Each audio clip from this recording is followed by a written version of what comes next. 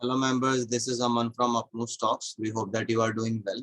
तो हम लोग कल कोई वीडियो रिकॉर्ड नहीं कर पाए थे किसी स्टॉक पे, तो जो स्टॉक हम लोग आज कवर करने वाले हैं उसका नाम है Elgi equipments. We don't know कि कितने लोगों को स्टॉक के बारे में पता होगा, बट स्टॉक में कुछ सिग्निफिकेंट मूव्स आ रही हैं तो हमें लगा कि स्टॉक कवर करना चाहिए। तो इस स्टॉक को कवर करने से पहले हम रैलिस इंडिया को डिस्कस करना चाहेंगे, जिसमें हम लोगों ने टारगेट रिवाइज किया था अराउंड 295 के। तो आप लोगों ने देखा होगा कि उसका रिजल्ट काफी ज्यादा खराब आया एंड दैट इज वाई उसका शेयर एकदम से गैप डाउन के साथ ही खुला कल, और उसके बाद वो नीचे ही ट्रेड करता रहा। तो उसकी जो परफॉर्मेंस रही है इस क्वार्टर की वो अच्छी नहीं रही है, और अराउंड 14 करोड़ का शायद उसमें लॉस भी आया है। तो that is why it went down so sharply. तो हो क्या रहा है कि जिस भी कंपनी का रिजल्ट अभी वीक आ रहा है उस कंपनी की बहुत ज्यादा बुरी तरह पिटाई हो रही है। तो हो सकता है कि स्टॉक को रिकवर करने में थोड़ा टाइम लगे। देखते हैं आने वाले टाइम में उसकी परफॉर्मेंस कैसी रहेगी। हालांकि उसने हमारा 282 283 का टारगेट अचीव कर लिया था बिफोर द रिजल्ट्स के, बट 295 का भी अचीव नहीं कर पाया और एकदम से बहुत ज्यादा उसमें शार्प फॉल आया है and that is on account of results. तो टेक्निकल एनालिसिस कैन फेल अगर न्यूज है, और न्यूज क्योंकि हम लोगों को नहीं पता होती है एडवांस में, बड़े प्लेयर्स को पहले से पता होती है वो news and they are well informed than us. तो उस केस में फिर सिचुएशन किसी भी एनालिस्ट के कंट्रोल के बाहर हो जाती है। तो ऐसी सिचुएशन स्टॉक मार्केट में आती रहती हैं क्योंकि कुछ ऐसे प्लेयर्स होते हैं जिनके पास ये इन्फॉर्मेशन शायद हम लोगों से पहले पहुंच जाती है। That is why they are able to sell at higher levels and procure at lower levels. तो लिविंग दैट असाइड, अभी हम एलगी इक्विपमेंट को डिस्कस करते हैं। तो एलगी इक्विपमेंट्स में क्या हो रहा है उसको डिस्कस करने की जरूरत है। एक और चीज जो हम लोग पहले शेयर करना चाहेंगे वो ये है कि कल यूएस की मार्केट में बहुत ज्यादा शार्प फॉल आया है क्योंकि बॉन्ड यील्ड्स बढ़ रही हैं, तो उसकी वजह से स्टॉक मार्केट से पैसा निकाला जा रहा है वहां पे। तो थोड़ा सा हो सकता है कि हमारी मार्केट भी आने वाले एक दो दिन वीक रहे, या maybe for a week वो वीक ही रहे, क्योंकि वहां पे अगर 1000 पॉइंट का फॉल आए तो हमारी मार्केट भी 200-300 पॉइंट मंडे को गिर सकती है, अनटिल एंड अनलेस रिलायंस या कोई बड़ा शेयर उसमें सिग्निफिकेंट स्ट्रेंथ दिखाए और मार्केट को होल्ड करके रखे। हाउएवर हम ये भी देख रहे हैं कि even though when the market is falling, कुछ शेयर्स में मूवमेंट आ रहे हैं, जैसे आप एलगी को देख सकते हैं, और भी दो चार शेयर ऐसे हैं जिनमें मूवमेंट आ रही है, उनको हम लोग आपके साथ बाद में शेयर करेंगे। बट हाँ, फॉल अभी आ सकता है शेयर्स में, बिकॉज यूएस की मार्केट में फॉल है तो उसका डायरेक्ट इम्पैक्ट हमारे ऊपर भी आएगा।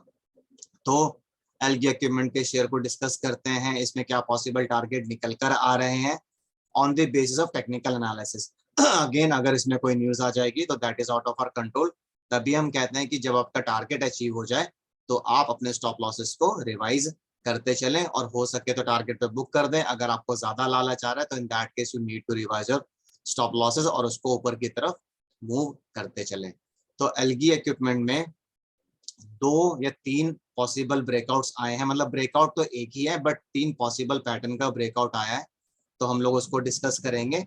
तो इसमें एक तो डबल बॉटम का आप देख सकते हैं, हम यहाँ पे डबल बॉटम बनाया हुआ है, डब्ल्यू जैसा आपको नजर आ रहा होगा। एक रेंज में भी ऑपरेट कर रहा था काफी दिनों से, तो उसका भी ब्रेकआउट आया, ये हमने ब्लू बॉक्स से यहाँ पे हाईलाइट किया हुआ है।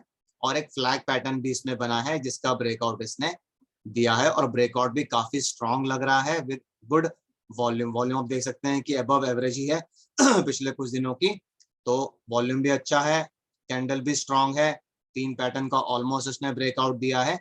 तो जो पॉसिबल टारगेट इसमें निकल कर आ रहे हैं वो दो टारगेट्स हैं, एक है 347 या 348, और दूसरा जो टारगेट इसमें निकल कर आ रहा है दैट इज 379.45, या फिर आप सीधा सीधा 380 रुपए लेकर चल सकते हैं। तो 343 तो इसने कल ही टच कर लिया था, अगर आप इस कैंडल को देखेंगे 343.65, तो इसने कल ही टच कर लिया था। तो 347 should not be very difficult until and unless market में कुछ ज्यादा ही नेगेटिविटी हो।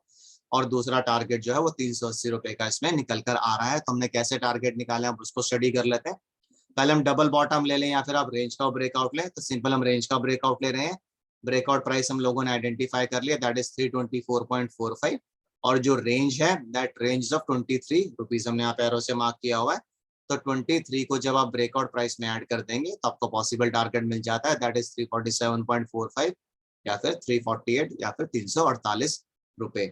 अगर हम लोग फ्लैग पैटर्न को कंसीडर करते हैं बड़ा टारगेट निकालने के लिए, तो आपको लेंथ ऑफ द पोल निकालनी पड़ेगी, that is coming around to be 55 rupees. तो अगेन आप ब्रेकआउट प्राइस में इस लेंथ ऑफ द पोल को ऐड कर देंगे और आपको पॉसिबल टारगेट मिल जाएगा, दैट इज 379.45 और 380 रुपीज। तो जो छोटा टारगेट है दैट इज 348 और जो थोड़ा बड़ा टारगेट इसमें निकल कर आ रहा है दैट इज 380 रुपीज। तो स्टॉक अभी तो काफी स्ट्रांग लग रहा है, अच्छा ब्रेकआउट दिया है अच्छी वॉल्यूम के साथ। प्रॉब्लम सिर्फ एक है, वो ये है कि यूएस की मार्केट काफी ज्यादा बुरी तरह गिरी है कल, तो हो सकता है कि हमारी मार्केट में भी नेगेटिविटी रहे और ये स्टॉक किसी भी हालत में वापस इसके अंदर नहीं घुसना चाहिए, इसको इसके ऊपर ही ट्रेड करते रहना पड़ेगा, तभी हमें टारगेट्स दिख सकते हैं। अगर ये इसके नीचे वापस आ गया तो ये ब्रेकआउट फेल हो जाएगा, क्योंकि फिर हमें फिर से इसके ब्रेकआउट का या किसी नए पैटर्न को स्टडी करना पड़ेगा। इसका जो स्ट्रॉन्ग सपोर्ट निकल कर आएगा that will be around 300 rupees. यहाँ पे कहीं पे इसका स्ट्रॉन्ग सपोर्ट निकल कर आ रहा है, रेजिस्टेंस को इसने भी तोड़ दिया है, बट मंडे को हो सकता है हमारी मार्केट वीक रहे because of sharp fall in US markets, until unless हमें कुछ रिकवरी नजर आती है मार्केट में।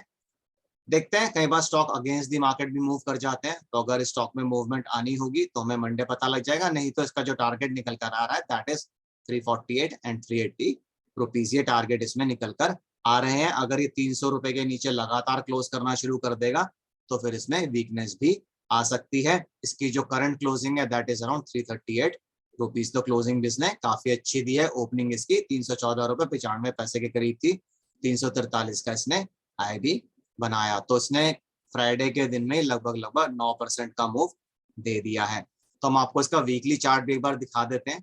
वीकली चार्ट में भी काफी ज्यादा स्ट्रांग लग रहा है, आप देख सकते हैं यहाँ पे कि इसका जो वीकली चार्ट है वो कितना स्ट्रांग लग रहा है। इसने जो ब्रेकआउट दिया वो काफी अच्छा लग रहा है और ये sort of V shape recovery भी कर रहा है, बट वो वी शेप रिकवरी अबव, एक सेकेंड, वो वी शेप रिकवरी अबव 350 के ही आएगी, तो अभी हम उसको तो कंसिडर नहीं कर सकते, बट ये वीकली चार्ट पे भी काफी स्ट्रांग लग रहा है। तो अभी हम कुछ नहीं कह सकते, अगर मार्केट थोड़ी सी भी स्टेबल रहती तो हम थोड़े ज्यादा कॉन्फिडेंट होते, बट टारगेट्स हमारे पास हैं, हम देखते हैं टारगेट्स इसमें आएंगे या नहीं।